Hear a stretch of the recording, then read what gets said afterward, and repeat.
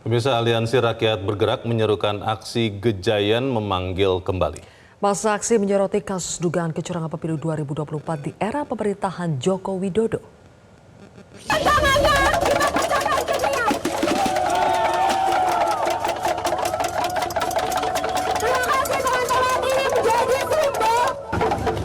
Sebelum Long March, masa aksi Gejayan memanggil yang berasal dari sejumlah perguruan tinggi di Yogyakarta memecahkan kendi dan membunyikan kentongan sebagai bentuk kekecewaan dan simbol alarm bahaya demokrasi di Indonesia saat ini. Masa kemudian berpawai dari titik kumpul Bundaran Universitas Gadjah Mada Yogyakarta lalu berhenti di pertigaan Gejayan, Sleman, Yogyakarta. Masa membentangkan spanduk Nawa Bencana Jokowi dan melakukan orasi yang berisi keprihatinannya akan pemilu kotor dan intimidasi serta pelanggaran etika dan moral yang dilakukan Presiden Jokowi secara terang-terangan. Selain di Yogyakarta, aksi pro-demokrasi juga berlangsung di depan gedung DPR RI Jakarta yang menyuarakan pemakzulan Presiden Jokowi. Untuk informasi selengkapnya terkait aksi di Jakarta dan Yogyakarta akan disampaikan Bernardine Mario langsung dari gedung DPR RI dan juga rekan Atwin Agung Kurniawan dari Sleman, Yogyakarta. Kami akan ke rekan Mario terlebih dahulu. Apa saja yang disuarakan oleh masa aksi hari ini di depan gedung DPR, Mario? Ya, Zilvia, Leo dan juga pemirsa, melalui aksi yang berlangsung sejak pukul 2:30 sore sampai dengan 4:30 sore tadi, aksi yang diprakarsai oleh tokoh-tokoh petisi 100 dan juga gerakan aksi makzulkan Presiden Joko Widodo menyuarakan berbagai suara pro-demokrasi, mengingat banyak sekali pelanggaran konstitusi dan juga pelemahan demokrasi di Indonesia yang dilakukan Presiden Joko Widodo sejak tahun lalu. Di mana sejak dimulainya proses pemilu 2024, Presiden Joko Widodo ini dianggap oleh mereka telah terlalu banyak ikut campur dalam proses berdemokrasi dan juga merusak konstitusi.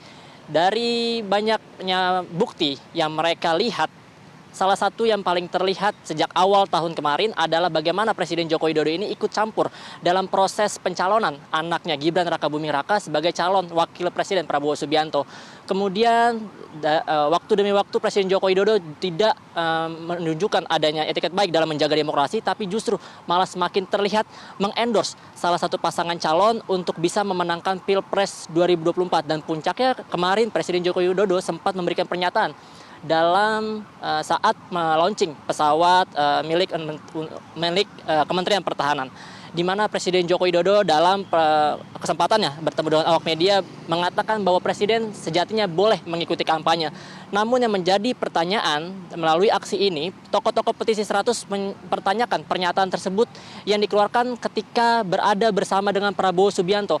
Hal ini sangat jelas bagaimana sikap Joko Widodo yang sebelumnya meminta TNI, Polri dan juga aparatur sipil negara untuk bersikap netral, namun ia sendiri sebagai presiden tidak bersikap netral dengan mengeluarkan pernyataan tersebut saat bersama dengan Prabowo Subianto yang melaju ke kontestasi Pilpres 2024. Lalu tokoh-tokoh petisi 100 dan juga masa gerakan aksi makzulkan Presiden Joko Widodo menyorot permasalahan yang paling baru, yakni menyoal soal bantuan sosial yang dimana anggarannya dinaikkan oleh Presiden Joko Widodo yang meminta langsung kepada Menteri Keuangan agar anggaran bansos ini dinaikkan. Dan menurut catatan kami, memang anggaran bansos di tahun ini telah melebihi anggaran bansos pada masa pandemi COVID-19. Sehingga hal ini dicurigai bansos digunakan sebagai alat pemenangan paslon Prabowo Subianto dan Gibran Rakabuming Raka yang terlihat mendapat promosi langsung dari Presiden Joko Widodo. Sehingga setidaknya ada 3 tuntutan yang disampaikan oleh tokoh-tokoh petisi 100 dan juga gerakan aksi makzulkan Presiden Joko Widodo, di mana yang pertama mereka meminta agar MPR dan DPR RI segera melakukan pemakzulan terhadap Presiden Joko Widodo sesuai dengan Undang-Undang Nomor 7B tahun 1945, mengingat sudah banyak sekali hal atau bukti-bukti nyata bagaimana Presiden Joko ini telah melanggar konstitusi dan merusak demokrasi. Dan yang kedua, mereka meminta apabila pemakzulan tidak dapat dilakukan, maka secara kesadaran diri saja Presiden Joko Widodo harus turun dari jabatannya sebagai presiden untuk menjaga marwah demokrasi Indonesia. Dan yang ketiga, tuntutan yang disampaikan oleh tokoh-tokoh petisi 100 dan gerakan aksi makzulkan Presiden Joko Widodo meminta kepolisian untuk memastikan keamanan masyarakat dalam menyuarakan permakzulan terhadap Jokowi. Karena mereka melihat bagaimana saat ini tekanan diberikan kepada masyarakat, khususnya sivitas akademika yang belakangan ini sudah menyatukan suara, mengingatkan Joko Widodo bahwa ia telah melanggar demokrasi dan harus segera memperbaiki diri. Mengingat hal ini sudah sangat menciderai demokrasi dan telah melanggar konstitusi. Apalagi jabatan Presiden Joko Widodo ini adalah sebagai Panglima Tertinggi Negara Republik Indonesia. Leo dan Zilvia. Baik, terima kasih Bernardin Mario. Dan kita langsung beralih ke Adwin Agung di Yogyakarta. Adwin, apakah aksi Gejayan memanggil masih berlangsung saat ini? Apa yang disuarakan dalam aksi kali ini?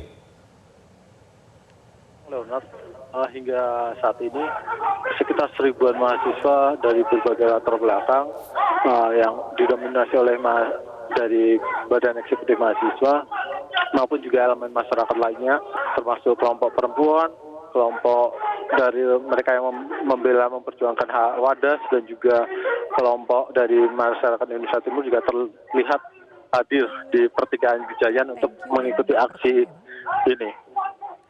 Para mahasiswa sebelumnya juga melihat bahwa aksi Gejayan memanggil kali ini merupakan kesinambungan dari seruan-seruan guru besar yang telah disampaikan beberapa saat yang lalu mengenai keprihatinan mereka terhadap praktek demokrasi yang berlangsung saat ini.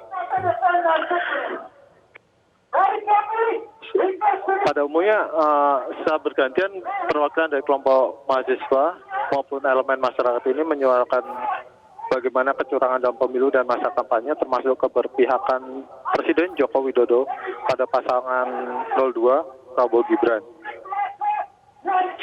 Para mahasiswa juga menyoroti bagaimana bantuan sosial pemerintah yang marak menjelang masa pencoblosan suara juga dilihat sebagai bentuk upaya politisasi untuk mendulang suara bagi kelompok pasangan Capres 02. Selain itu, sejumlah massa juga menyoroti berbagai isu lainnya dan menyatakan setidaknya ada 11 tuntutan.